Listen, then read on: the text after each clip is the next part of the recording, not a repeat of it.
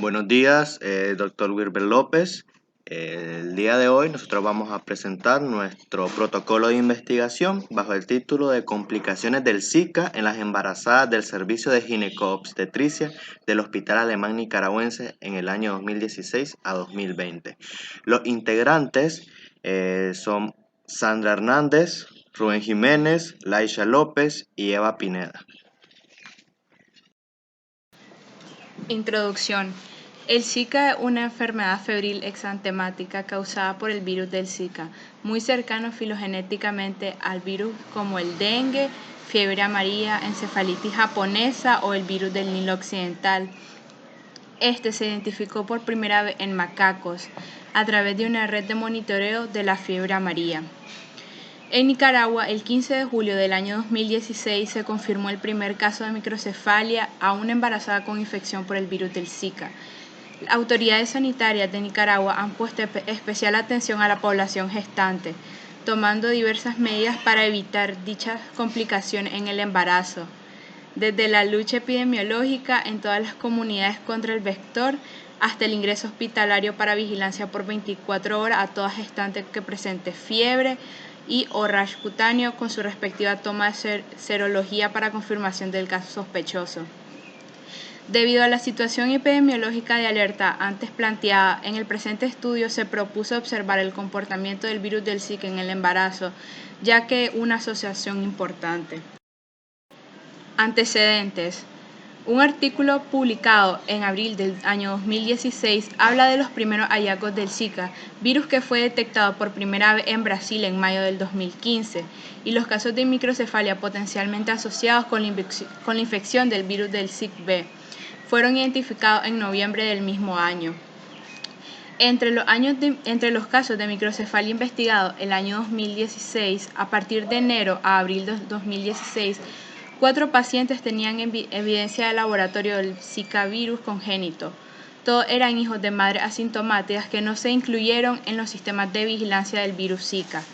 Se concluyó que la infección materna en el tercer trimestre no está asociada con anomalía estructural en el feto. Aunque el vínculo entre el virus del Zika y la microcefalia no se ha probado definitivamente, los resultados de laboratorio de los Centros para el Control y la Prevención de Enfermedades en Estados Unidos, con muestras de tejido de niños afectados, estudiadas con técnicas de base de ácido nucleico e inmunohistoquímica, parecen fortalecer la conexión. Justificación. Poder caracterizar los efectos sociodemográficos y clínicos de este evento ayudará a brindar un abordaje temprano y oportuno. Cabe destacar que no se han realizado muchos estudios del comportamiento clínico del virus del Zika en mujeres embarazadas del Servicio de Gineco-Obstetricia del Hospital Alemán Nicaragüense, siendo esta una motivación más para la realización de este estudio. Este estudio se realizó tomando en cuenta los criterios clínicos seleccionados para el diagnóstico, los resultados de los instrumentos autorizados y con el fortalecimiento de las técnicas de laboratorio con el fin de caracterizar y determinar el comportamiento clínico epidemiológico en pacientes embarazadas ingresadas en la unidad de atención, ya que las consecuencias y secuelas que se han descrito en otros países son malformaciones fetales, por lo que es interesante conocer cuál es el comportamiento epidemiológico de este virus en gestantes mujeres en nuestro entorno.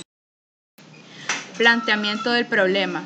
En Nicaragua, por haber presentado las condiciones geográficas y el vector necesario para la mencionada transmisión, no es alarmante la cantidad de casos debido al virus del Zika y con ella la microcefalia congénita. Por tanto, es de interés estudiar esta patología emergente y nueva para describir su intercambio entre mujeres embarazadas infectadas con el virus y así evaluar las sospechas con alteraciones asociadas a dicha patología, tanto en las embarazadas como en el feto. De ahí el interés de estudiar y evaluar cuáles son las principales complicaciones del virus del Zika en el neonato y mujer embarazada en el servicio de gineco-obstetricia del Hospital Alemán Nicaragüense en los años 2016 al año 2020. De acá también surgen otras preguntas de sistematización. ¿Cuáles son las características sociodemográficas influyentes en la infección por virus del Zika de la embarazada en estudio?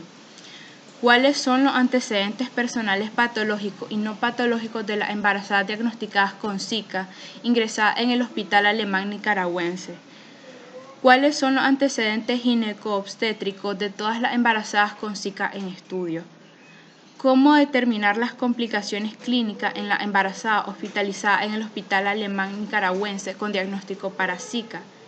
¿Cuáles son las complicaciones clínicas producidas en el feto a partir de la infección de la madre por Zika? El objetivo general, describir las complicaciones del Zika en las embarazadas del Servicio de Gineco-Obstetricia del Hospital Alemán Nicaragüense en los años 2016 a 2020. Así surgen los objetivos específicos en los que nombramos como primer objetivo establecer las características sociodemográficas influyentes en la infección por el virus Zika de las embarazadas en estudio. Determinar los antecedentes personales patológicos y no patológicos de las embarazadas diagnosticadas con Zika ingresadas en el Hospital Alemán Nicaragüense. Conocer los antecedentes gineco-obstétricos de todas las embarazadas con Zika en estudio. Identificar las complicaciones clínicas en las embarazadas hospitalizadas en el Hospital Alemán Nicaragüense con diagnóstico positivo para Zika. Identificar las complicaciones clínicas producidas en el feto a partir de la infección de la madre. En el marco teórico, el concepto, tenemos que el Zika es una enfermedad viral febril aguda transmitida a los humanos por mosquitos infectados con el virus Zika. Los mosquitos involucrados son Aedes aegypti y Aedes albopictus. En los aspectos epidemiológicos, el agente causal es el virus Zika. Género Flavivirus, familia Flaviviridae, el grupo 4 del orden no clasificado. Como reservorio es el hombre en todos los grupos y edad y en ambos sexos. En el continente americano está presente en Estados Unidos, México, Guatemala, Nicaragua, Bolivia, República Dominicana, Argentina y Brasil. En el cual el mosquito pues vive en áreas urbanas, suburbanas y rurales. En la patogénesis, la patogenia del virus implica infectar células dendríticas cerca del sitio de inoculación y luego diseminarse a los ganglios linfáticos y al torrente sanguíneo. La replicación ocurre en el citoplasma celular y se han encontrado antígenos virales en los núcleos de las células infectadas.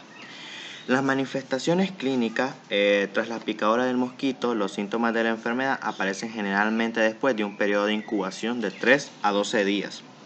La infección puede cursar de forma asintomática o presentarse con una clínica moderada sin haberse detectado casos mortales hasta la fecha.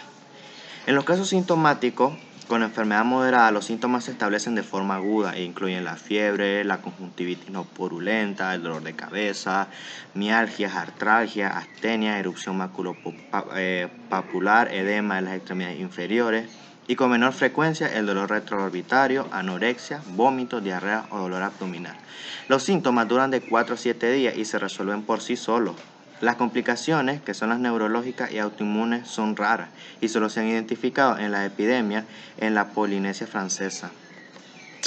En los criterios de embarazada, de ingreso en las embarazadas, pues tenemos las embarazadas con síntomas de Zika en cualquier semana de gestación, que presenta historia de fiebre aguda o se constate en el momento de la consulta rash maculopapular y o cualquier otro síntoma como mialgias, conjuntivitis no purulenta, entre otros. En las embarazadas con signos de gravedad, dudas con el diagnóstico y con riesgo fetal que incluye la temperatura mayor a 38.5 grados centígrados, alteración de la frecuencia cardíaca fetal y el riesgo del parto prematuro. Y las embarazadas con Zika positivo. En los exámenes complementarios, el diagnóstico de confirmación de laboratorio se basa en el aislamiento del virus en su detección por PCR, en muestra clínica o en la realización de las pruebas serológicas. El periodo virémico es corto, siendo el virus detectable en sangre aproximadamente desde la aparición de síntomas hasta el tercer o quinto día. La detección de anticuerpos de inmunoglobulina M e inmunoglobulina G es posible a través de ELISA e inmunofluorescencia. Los anticuerpos pueden detectarse en suero a partir del quinto o sexto día tras el inicio de la sintomatología. Aunque los resultados han de interpretarse con cautela, pues se han notificado falsos positivos por reacciones cruzadas producidas por otros flavivirus, que se distribuyen además en las mismas áreas geográficas. Por lo que ante serología positiva sería necesario un test de neutralización para confirmar la infección.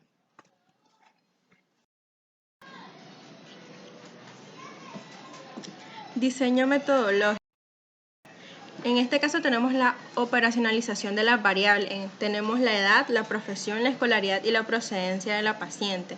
La edad como definición operativa tenemos que es el periodo de tiempo en el que transcurre la vida de una persona y el indicador en este caso sería años.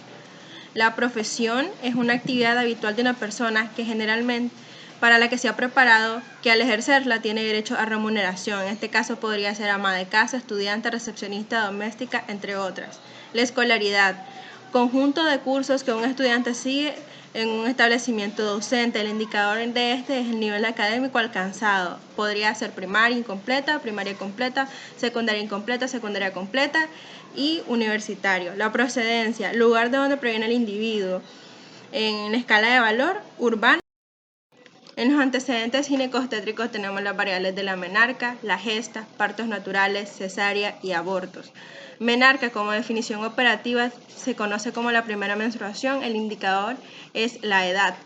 Gesta, total de embarazo sin importar el resultado, indicador número de embarazos. Partos naturales se refiere al parto vaginal.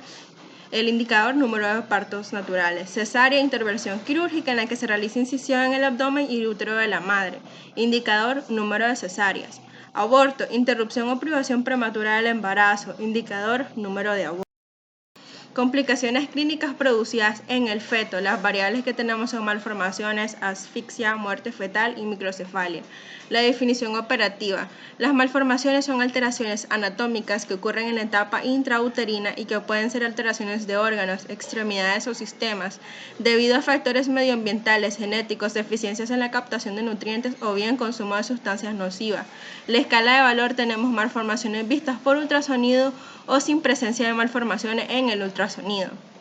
En la asfixia, tenemos que la definición operativa es una agresión producida al feto o al recién nacido alrededor del momento del nacimiento por falta de oxígeno y o perfusión tisular inadecuada. En la escala de valor tenemos muerte del feto por asfixia y muerte del feto por otra causa. Muerte fetal es la muerte o pérdida de un bebé antes o durante el parto. Escala de valor con alto riesgo de muerte fetal, riesgo bajo de muerte fetal, no hay riesgo de muerte fetal. Microcefalia es un defecto congénito en donde el tamaño de la cabeza del bebé es más pequeño de lo esperado en comparación con el tamaño de la cabeza de los bebés de la misma edad y sexo. En la escala de valor se mediría el perímetro cefálico. Ok, en la ficha de recolección, pues esta se tomó en cuenta lo que fue el número de fichas, el número de expediente y el código de usuario.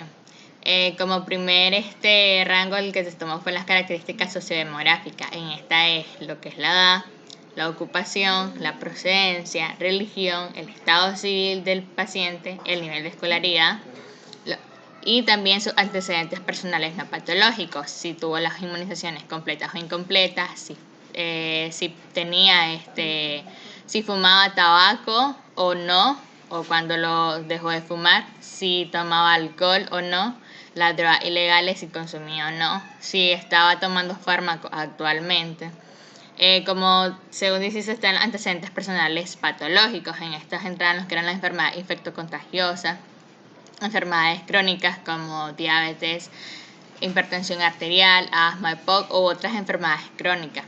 También si habían cirugías previas realizadas, si habían hospitalizaciones previas, y también se tomó en cuenta por ser mujer lo que eran los antecedentes ginecobstetricios como la menarca, la gesta, si hubo partos, cesáreas, la cantidad de estas obviamente, y si había aborto o legrado. También lo que era la sintomatología que presentaron los pacientes a la hora que llegaron a la unidad de salud del Hospital Alemán Nicaragüense. Si había un diagnóstico clínico de la enfermedad de acuerdo a los días de fiebre, si habían otros síntomas como rash maculopapular, conjuntivitis, mialgia, artralgia, escalofrío, dolor retroocular u otros síntomas.